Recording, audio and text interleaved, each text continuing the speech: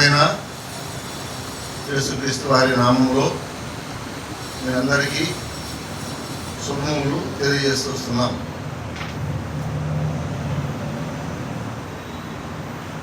ప్రభు దినములో మనందరం కూడా చేరి ప్రభుని ఆరాధించుటకు మనలందరినీ కూడా ఆయన కృప చొప్పున జ్ఞాపకం చేసుకుని మనల్ని సిద్ధపరుస్తూ వచ్చాడు. చిన్న ప్రార్థన చేసుకుని ఆరాధనలోకి వెళదాం.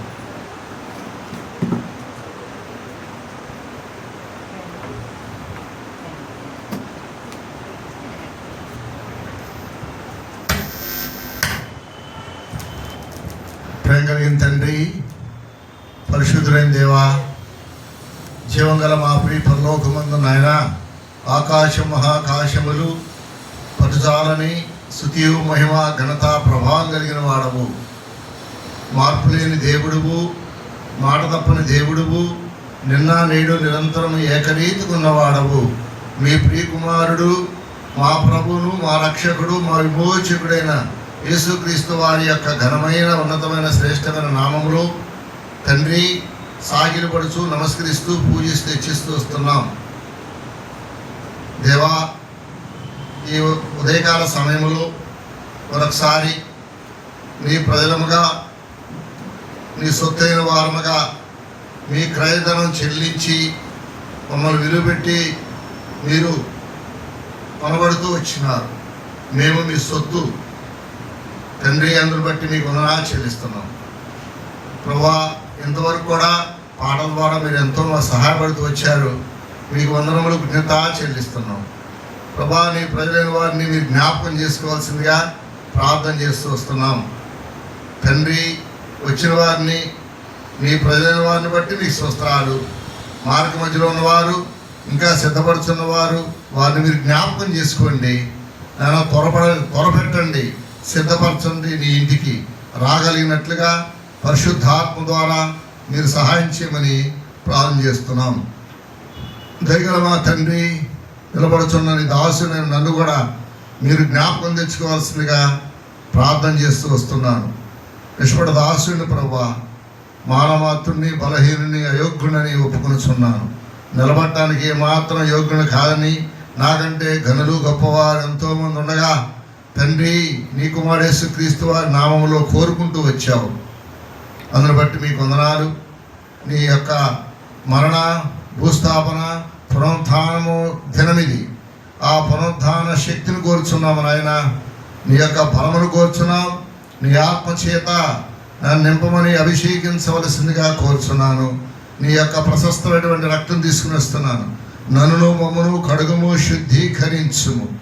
విరిగినటువంటి హృదయముతో, ఆత్మతో, సత్యముతో నిన్ను సేవించడానికి, ఆరాధించడానికి, నీ ప్రజలైన వారికి కావాల్సినటువంటి వర్తమానమును ప్రభా నీవే నా నోటికి పోరగా ఉండి మీరు అందించవలసిందిగా ప్రార్థన చేస్తూ వస్తున్నాను. పరిశుద్ధాత్మదేవా, నీ ఆత్మ సహాయం కోరుచు ఈ ఆవరణ చుట్టూ కూడా ప్రభా నీ కంచి వేయండి. కనబడే శక్తులన్నీ కూడా యేసుక్రీస్తులో బంధిస్తూ నీ రక్త ప్రోక్షణ తీసుకొస్తున్నాం. ప్రభా, మీరు అధ్యక్షత వహించి మహిమ తెచ్చుకోండి. నానా, మరి శబ్దం ద్వారా వింటున్నవారు, రక్షణ లేనటువంటి వారికి రక్షణ కలగచేయండి. ప్రభా, మారు మనసు కలగచేయండి. సృష్టికర్త అయిన దేవుడు నీవని, నీ కుమారుడు యేసుక్రీస్తు వారి యందు విశ్వాసం ఉంచడం ద్వారా ఈ గొప్ప రక్షణ ఉచితంగా మీరు అనుగ్రహించేదని నానా మీరు జ్ఞాపకం చేసుకోండి. ప్రజలైన వారిని సహాయం చేయమని యేసుక్రీస్తు నామములో వాంఛనాను తండ్రి, ఆమేన్.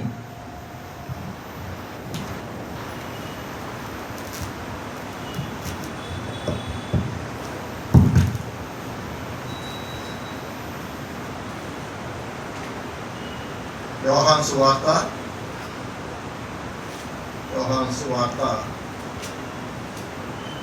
4వ అధ్యాయము 24వ వచనం. దేవుడు ఆత్మ కనుక ఆయనను ఆరాధించేవారు ఆత్మతోనూ సత్యముతోనూ ఆరాధించేవారని. ఈ మాట అందరం కలిసి మొట్టమొదటి వచ్చినాము, అందరం కలిసి చదువుకున్నాము.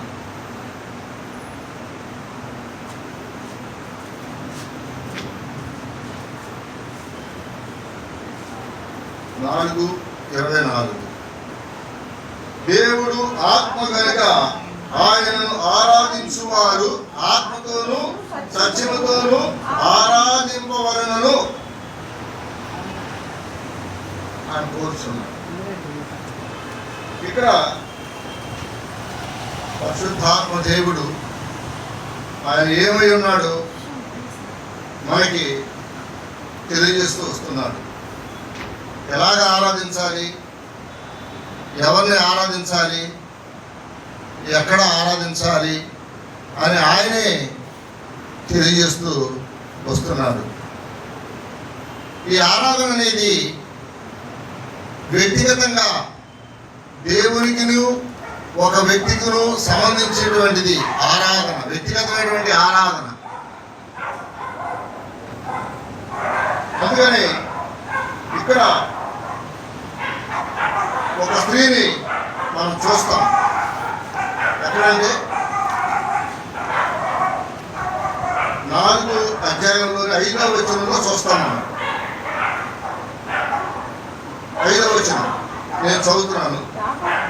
యాకోబు తన కుమారుడైన యోసేపుకి ఇచ్చిన భూమి దగ్గర ఉన్న సమరయలోని సుకారణ ఒక ఊరికి వచ్చాను.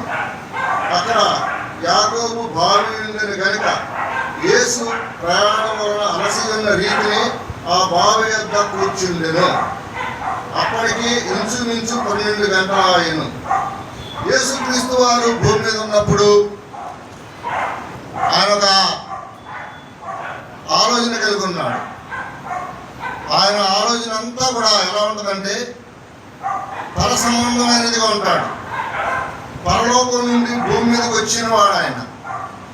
పరమ తండ్రి చిత్తాన్ని నెరవేర్చడానికి వచ్చినటువంటి ప్రభువైన యేసుక్రీస్తు వారి ఆలోచన ఎలా ఉంటుందంటే అక్కడ ఇంచుమించు 12 గంటల ఆయన, అంటే మధ్యాహ్నం 12 గంటలు అయింది. యేసుక్రీస్తు ప్రభువారు అక్కడికి వచ్చారు. ఎందుకు? ఒక ఉద్దేశంతో ప్రభువారు ఆ స్థలమునికి వచ్చినాడు. ఎందుకు వచ్చినాడంటే అక్కడ సమరయ స్త్రీ ఒకటే నీళ్లు చేదుకొనుటకు అక్కడికి రాగా, ఒక స్త్రీ వస్తుందని ఆయనకి తెలుసు. అందుకని ఆయన ముందుగానే వచ్చాడు. ముందుగానే వచ్చి అక్కడ ఉన్నాడు ఆయన. ఆ సమయానికి ఆ స్త్రీ అక్కడికి వస్తుందని ఆయనకు తెలుసు. తెలిసే ముందుగానే ఆయన అక్కడికి వచ్చాడు. వచ్చి అక్కడ ఉన్నాడు. తర్వాత ఎవరు వచ్చారు? ఒక స్త్రీ నీళ్లు చేదుకొనక అక్కడికి రాగా యేసు అంటున్నాడు, నాకు దాహమునికి ఇమ్మని ఆమెను అడిగాను. ఆయన అన్నాడు, అమ్మా నాకు దాహం అవుతుంది అని ఆమెను అడిగాను. ఆయన శిష్యులు ఆహారం కొనడానికి ఊరిలోనికి వెళ్ళింది.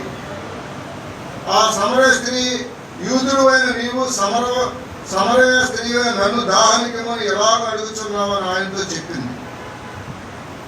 ఏలైనగా యూదులు సమరయతో సాంగత్యము చేయరు.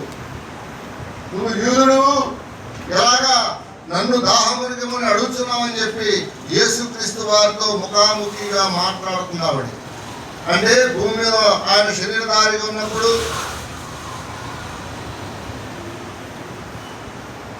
ఆయన చిత్తంలో ఆవిడ ఉంది కాబట్టి అక్కడికి వచ్చాడు. ఆయన ఆవిడని కలుసుకోవాలి, ఆవిడతో మాట్లాడాలి ఎలాగ అని. అప్పుడు అందుకు యేసు, నీవు దేవుని వరమును నాకు దాహమునికి ఇమ్మని నిన్ను అడుగుతున్న వాడెవడో అది ఎరిగి ఉంటే నీవు ఆయనను అడుగుదువు. ఆయన నీకు జీవజలం ఇచ్చిన ఆమెతో చెప్పాను. అసలు నిన్ను అడుగుతున్న వారు ఎవరో తెలుసా నీకు? ఆయన ఆ మాట చెప్తున్నాడు ఆవిడకి. అంటే ఆవిడ తెలుసుకోవాలి. సరే, ఇదంతా చూస్తూ వస్తాము. ఇదంతా చూస్తూ వచ్చినప్పుడు మరి ఇక్కడ 12వ వచనంలో ఇక్కడ మన తండ్రి అయిన యాకోబు కంటే నువ్వు గొప్పవాడువా అని ఆయన అడిగాను. అందుకు యేసు, ఈ నీళ్లు త్రాగు ప్రతివాడును మరలా దప్పికొను, నేనిచ్చి నీళ్లు త్రాగువాడు ఎప్పుడునూ దప్పికొనని చెప్తున్నాడు. నేను వారికి ఇచ్చి నీళ్లు నిత్య జీవమునకై వారిలో ఊరి నీటి బుక్కగా ఉండునని ఆ స్త్రీతో చెప్తున్నాడు. నేనిచ్చే నీళ్లు ఎప్పుడు కూడా ఇక నీకు దప్పవదు. అది నిత్య జీవమునకై ఇచ్చేటువంటి నేనని ఆవిడ తెలియజేస్తున్నాడు. అంటే ఆత్మీయంగా ఆయన మరణ భూస్థాపన పునరుత్థానము జీవము. అందుకని ఈ విషయాలు ఆవిడ చెబుతున్నప్పుడు ఆవిడ గ్రహిస్తూ వస్తుంది. అప్పుడు ఇంకా నేను ముందుకు వెళ్ళిపోతున్నాను. గబగబా నీ పెనిమిటి ఎంతమంది ఉన్నారని చెప్పి అడిగాడు ఆ స్త్రీని. పెనిమిటి లేడనగా యేసు ఆమెకు లేడని నీకు చెప్పిన వాడు సరే, నీకు 5 పెనిమిట్లు ఉంది, ఇప్పుడు ఉన్నవాడు నీ పెనిమిటి కాడు, అంటే సత్యమే చెప్పేది వలెను. అంటే ఎప్పుడైతే దేవుడు ఒక వ్యక్తితో మాట్లాడతాడో ఆ లోన ఉన్నటువంటి ఆ పాపం అంతా కూడా బయటకు తీసుకురావడానికి ఆయన మాట్లాడతాడు. మొట్టమొదటిగా మనుషులైతే ఎదుటి మనిషి బలహీనతలని, ఎదుటి మనిషి తప్పుల్ని ఎత్తి చూపిస్తాడు. మానవుని యొక్క జ్ఞానం ఇది, మానవుని యొక్క తలంపులు ఇవి. కానీ దేవుని తలంపులు, దేవుని ఆలోచనలు, దేవుని ఉద్దేశములు వేరు. ఆవిడని రక్షించడానికి, ఆ పాపములోంచి ఆవిడ విడిపించడానికి యేసుక్రీస్తు వారు అడుగుతూ వచ్చాడు ఆ మాట. అందుకనే ఆవిడ చెప్పింది, నువ్వు చెప్పిన మాట సత్యమే చెప్పింది అన్ను. అప్పుడు ఆ స్త్రీ, అయ్యా నీవు ప్రవక్తవని గ్రహించుచున్నాను అంటుంది. అప్పుడు అంటుంది, అయ్యా నీవు ప్రవక్తవని నేను గ్రహించుచున్నాను అని చెప్తుంది ఆయన. ఆయన అంటున్నాడు, మా పితరులు ఈ పర్వతమందు ఆరాధించింది కానీ ఆరాధింపవలసిన స్థలము యెరూషలేములో ఉన్నదని మీరు చెప్పుదరని ఆయనతో అనగా యేసు ఆమెకి ఇట్లా అంటుంది, ఈ పర్వతం మీద ఆరాధించారు మా పితరులు అని యేసుక్రీస్తు వారితో చెప్తుంది ఆవిడ. ఆయన అన్నాడు, అమ్మ ఒక కాలం వచ్చుచున్నది, ఆ కాలమందు ఈ పర్వతం మీద యెరూషలేములో మీరు తండ్రిని ఆరాధింపరు. స్పష్టంగా చెబుతున్నాడు. ఒక కాలం వస్తుంది, వచ్చినప్పుడు యెరూషలేములో కొండల మీద మీరు ఆరాధింపరు. మరి ఎక్కడ ఆరాధించాలి?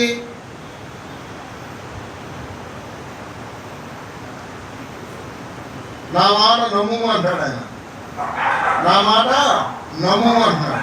మీరు మీకు తెలియని దాన్ని ఆరాధించేవారు, మేము మాకు తెలిసిన దాన్ని ఆరాధించేవారు. రక్షణ యూదుల్లో నుండే కలుగుతున్నది. అయితే యథార్థంగా ఆరాధించేవారు ఆత్మతోనూ సత్యముతోనూ తండ్రిని ఆరాధించే కాలం వచ్చుతున్నది, అది ఇప్పుడు వచ్చే ఉన్నది. తను ఆరాధించేవారు అట్టివారే కావాలని తండ్రి కోరుచున్నాడు. దేవుడు ఆత్మ కనుక ఆయన ఆరాధించేవారు ఆత్మ సత్యంతోనూ ఆరాధించడం. ఇక్కడ ఆయన స్పష్టంగా చెప్తాడు 23లో, అయితే యథార్థంగా ఆరాధించేవారు ఆత్మతోనూ సత్యముతోనూ తండ్రిని ఆరాధించడానికి వచ్చుతున్నది, అది ఇప్పుడు వచ్చే ఉన్నది. యోహాను సువార్త 17 చదవండి. యోహాను సువార్త 17వ అధ్యాయం 17వ వచనం.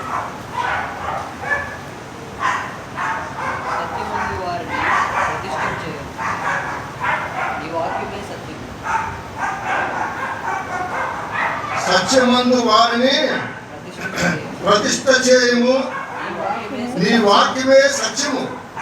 అది నీ వాక్యమే సత్యము. సత్యమందు వారిని ప్రతిష్ఠ చేయము, నీ వాక్యమే సత్యము అంది.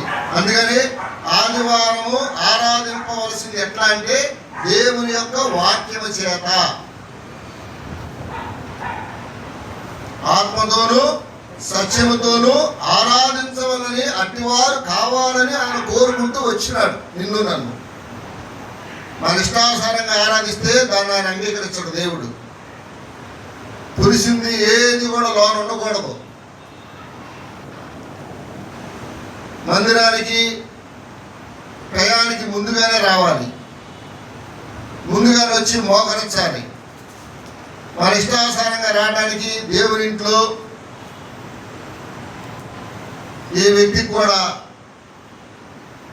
అధికారం లేదు.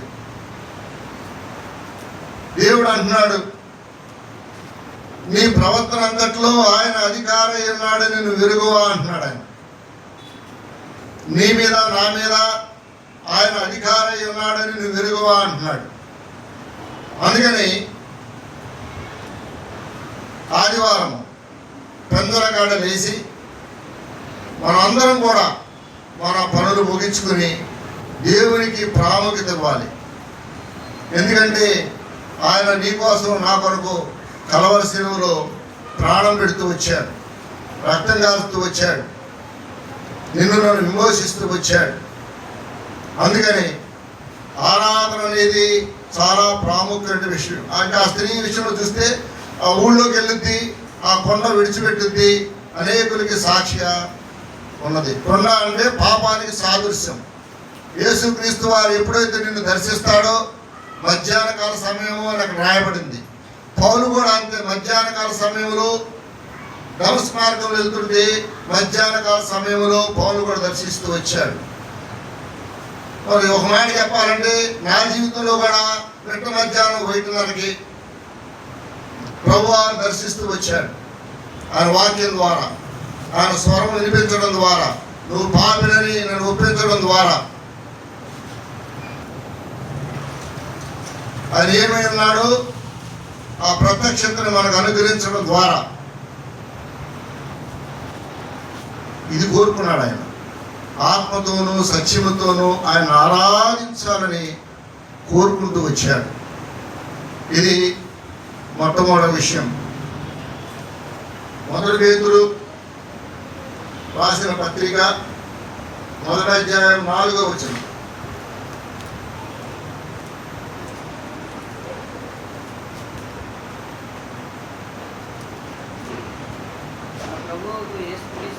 మన ప్రభువుకు యేసుక్రీస్తు తండ్రి అయిన దేవుడు స్తుతించబడును గాక. మృతుల్లో నుండి యేసుక్రీస్తు తిరిగి లేచడం వలన జీవంతో కూడిన నిరీక్షణ మనకు కలిగినట్లు, అనగా అక్షరమైనది నిర్మలమైనది వాడబారదునైన శ్వాస మనకు కలిగినట్లు ఆయన తన విశేష కనికరము చొప్పున మనలను మరలా జన్మింపజేశాను. ఇక్కడ కావాల్సిన మాట ఒకటే, చివరి భాగంలోనే ఉంది. ఆయన తన విశేష కనికరము చొప్పున మనలను మరలా జన్మింపజేశాను. ఆయన చిత్త ప్రకారముగా ఆయన విశేష కనికరము చొప్పున, అంటే నీయందు నాయందు దేవుడు కనికరం కలిగి ఉన్నాడు. దేవుడు కృప కలిగిన దేవుడు, కనికరం కలిగినటువంటి దేవుడు. ఆ కృపా కనికరం కలిగినటువంటి దేవుడు పేతురు రాసిన 2వ పత్రిక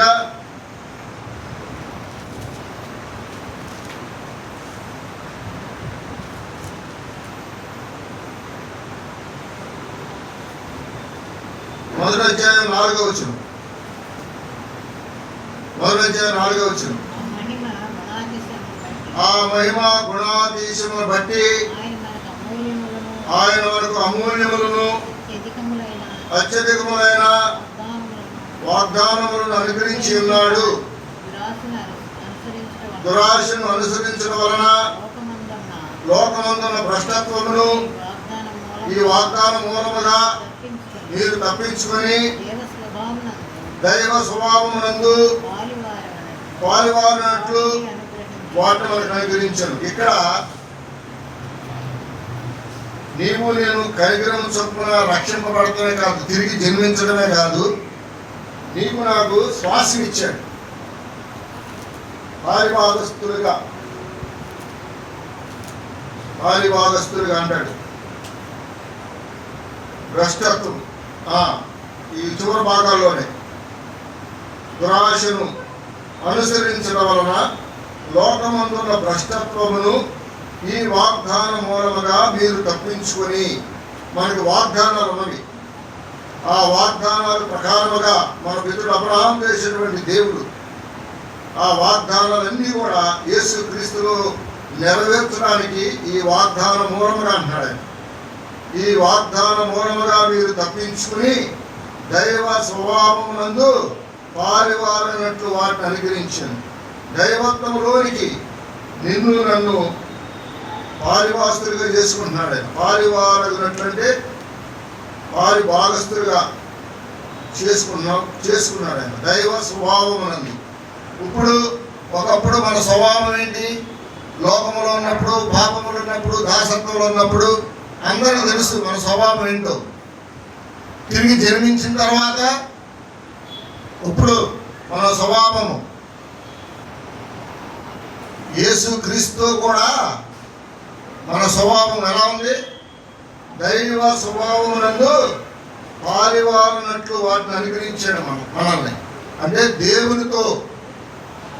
దేవునికి ఏ ఒక్క దైవత్వం కలిగి ఉందో ఆ దైవత్వములోనికి నిన్ను నన్ను ప్రభువైన యేసుక్రీస్తు వారు మార్చుకుంటూ వచ్చాడు, రూపాంతరంలోనికి తీసుకుని వచ్చినాడు.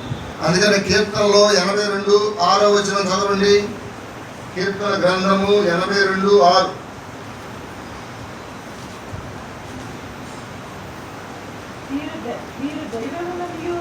మీరందరూ సర్వోన్నతుల కుమారులనియు నేనే సెలవిచ్చుచున్నాను. 82:6.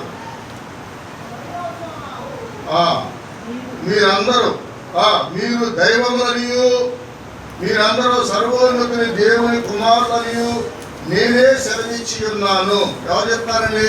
దేవుడు స్వయంగా చెప్తున్నాడు, నేనే సెలవిచ్చి ఉన్నాను. ఆయనే నిన్ను నన్ను దైవత్వంలో తీసుకుని వచ్చాడు. మీరు దైవములనియు. మనం ఎవరమండి ఇప్పుడు? దైవములనియు అని చెప్తున్నాడు, అంటే దేవుని బిడలమనియు. అందుకని దైవత్వంలోనికి తీసుకొచ్చాడు, పారివాస్తులుగా చేశాడు. ఆయన ఉన్న ప్రకారంగా నన్ను కూడా మార్చాడు దైవత్వంలోనికి. అందుకని మీరు దైవములనియు మీరందరూ సర్వోన్నతుని కుమారులనియు నేనే సెలవిచ్చి ఉన్నాను. మీరందరూ దేవుడు కుమారులని.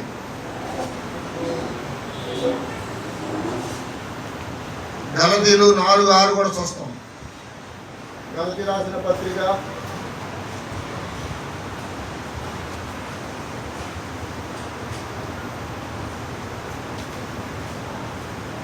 మరియు మీరు కుమారులై ఉన్నందున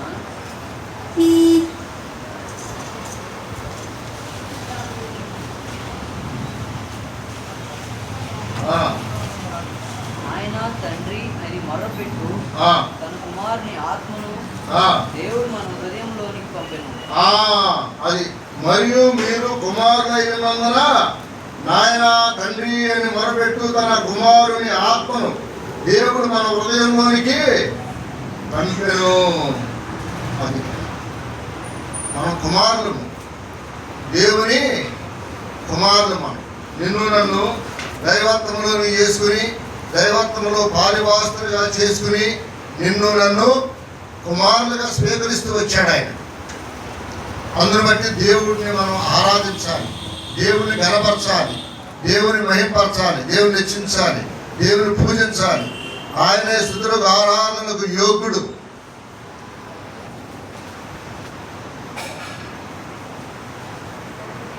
దేవుని ఆత్మను దేవుడు మన హృదయంలోనికి పంపారు. అందుకని మొరపెడుతున్నాం, తండ్రి నాయన తండ్రి అని మొరపెడుతున్నాం మనం దేవునికి.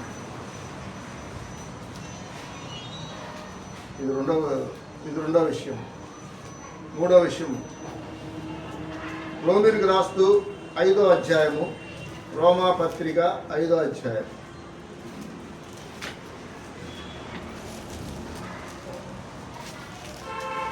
ఐదో అధ్యాయము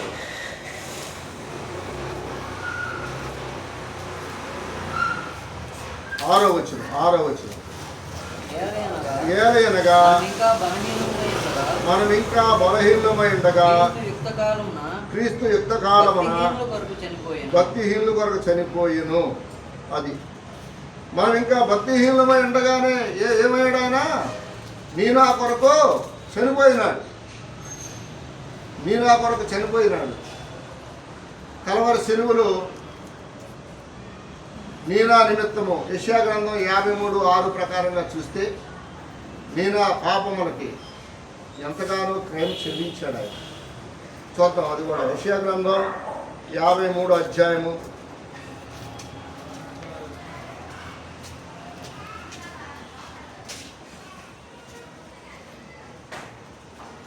మన 5వ విషయం, మన అతిక్రమ క్రియలను బట్టి అతడు గాయపరచబడెను, మన దోషములు బట్టి నలగొట్టబడెను, మన సమాధానార్థమైన శిక్ష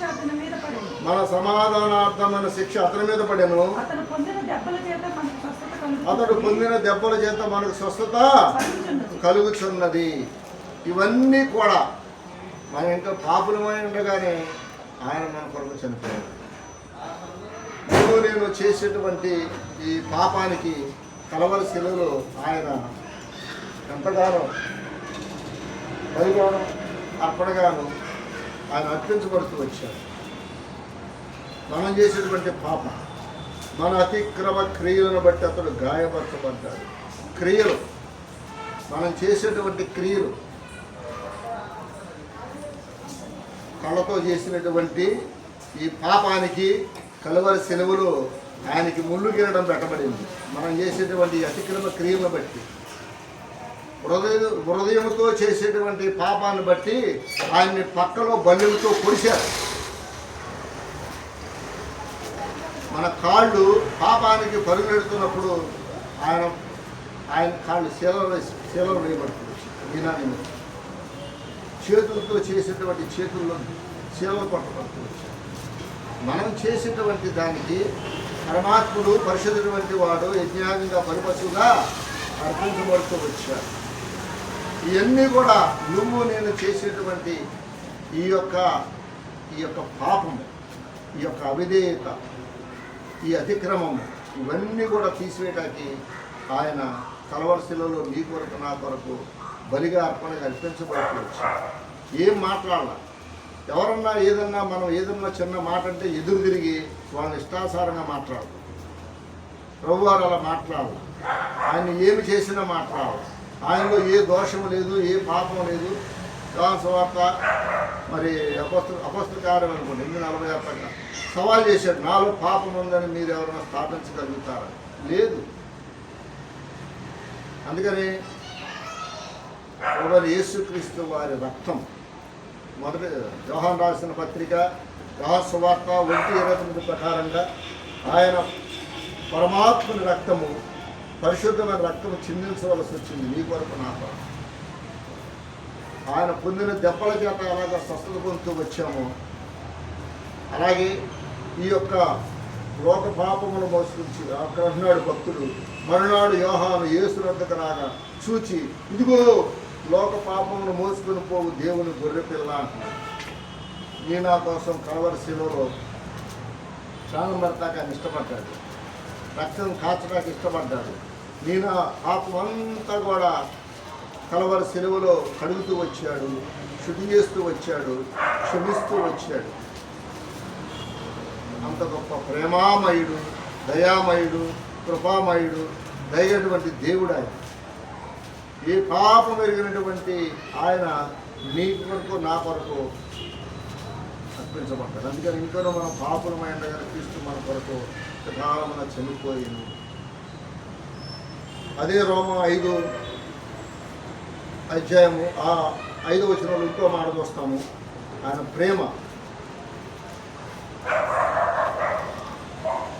మనం ఇంకా బలహీనమైనగా క్రీస్తు మన కొరకు ఎలా చనిపోయాడు. అలాగే 5వ వచనంలో ఎందుకనగా ఈ నిరీక్షణ మనల్ని సిగ్గుపరచదు, మనకు అనుగ్రహింపబడిన పరిశుద్ధాత్మ ద్వారా దేవుని ప్రేమ మన హృదయంలో కుమ్మరింపబడి ఉన్నది. దేవుని ప్రేమ, లవ్ గాడ్ ప్రేమ మనల్ని సిగ్గుపరచదు. అందుకనే ధైర్యంగా ఉంటాం, ఎక్కడికి వెళ్ళినా ధైర్యంగా మాట్లాడతాం, సిగ్గుపడం మనం. ఎందుకు? దేవుని ప్రేమించాడు ఆయన నిన్ను నన్ను, మన హృదయంలోనికి ఆ దేవుని ప్రేమను పంపించాడు ఆయన. అదే మాట రాశాడు. ఈ ప్రేమ మన హృదయంలో పొంగుతూ ఉంటుంది. ఎప్పుడు వాళ్ళు తప్పు చేస్తారు, వాళ్ళు సమాధాన పడరు, మనకైతే అలా కుదరదు. నువ్వు తప్పు చేయకపోయినా పరిశుద్ధాత్మ దేవుడు ఏమంటాడంటే నువ్వే వెళ్ళి క్షమాపణ కోరంటాడు, నువ్వే వెళ్ళి వాళ్ళతో మాట్లాడంటాడు. ఏనా దేవుని యొక్క పరిశుద్ధాత్మ దేవుడు నీ నా హృదయాంతరంగాల్లో ఉన్నాడు కాబట్టి, తిరిగి నీవుని జన్మించినాం కాబట్టి ఆ దైవికటువంటి ప్రేమ ఎందుకనగా ఈ నిరీక్షణ మనల్ని సిగ్గుపరచదు. మనకు అనుగ్రహింపబడిన పరిశుద్ధాత్మ ద్వారా దేవుని ప్రేమ మన హృదయంలో కుమ్మరింపబడి ఉన్నది. పరిశుద్ధాత్మ ద్వారా మన హృదయాంతరంగాల్లో దేవుని ప్రేమ ఏమైంది? కుమ్మరిచ్చాడు ఆయన. ఆయన నీ కోసం నా కోసం చనిపోయి సమాధి చేయబడి తిరిగి లేచి సజీవుడిగా ఉన్నాడు ఆయన. ఆ ప్రేమనిచ్చాడు నీకు నాకు. అదే నేను హృదయాంతరంగాల్లో పోయబడింది ఆ ప్రేమ. ఆ ప్రేమే, ఆ లవ్ ఎంత ధన్యత, ఎవరికి లేనటువంటి ధన్యత. ఈయన జీవితాలు మార్చివేసినాడు.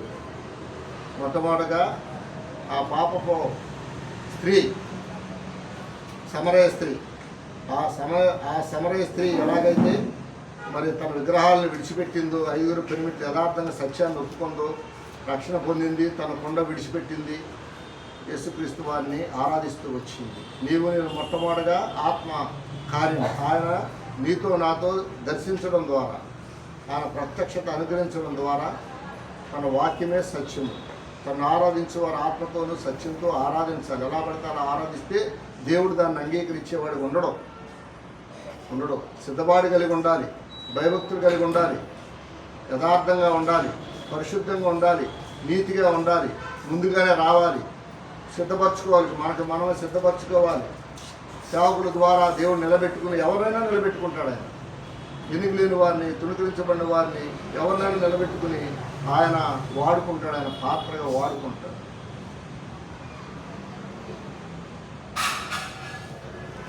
కుమారుడిగా చేసినాడు. ఎంత ఆలికి ఇచ్చాడు నీకు నాకు. ఎవరిస్తారు ఈ లోకంలో? దైవ పాలిభాస్తులుగా చేసినాడు నిన్ను నన్ను. పరలోకానికి పాలిభాస్తులుగా చేసినాడు. నిత్యత్వానికి పాలిభాస్తులుగా చేసినాడు. దైవ ప్రేమను కుమ్మరించాడు. నీలో నాలో కుమ్మరించబట్టి మనం ఈరోజు ఇలా ఉన్నాం. మన బంధువులు, మన స్నేహితులు, ఇరుగు పొరుగు వారు మనల్ని ద్వేషిస్తారు, ఒకసారి కాని మాటలు మాట్లాడతారు. అయినా సరే దేవుని ప్రేమ మనలో ఉంది కాబట్టి మనమే ప్రేమించాలి వాళ్ళు. క్రీస్తు ప్రేమ నాకు బలవంతం చేయబడుతుందని చెప్తాడు ఆయన. ఇంత గొప్ప సత్యాన్ని దేవుడు ఈ ఉదయకాల సమయంలో ఆయన ఆరాధించడానికి ఈ పుణ్య మాటలు దేవుడు దీవించి ఆశీర్వదించింది.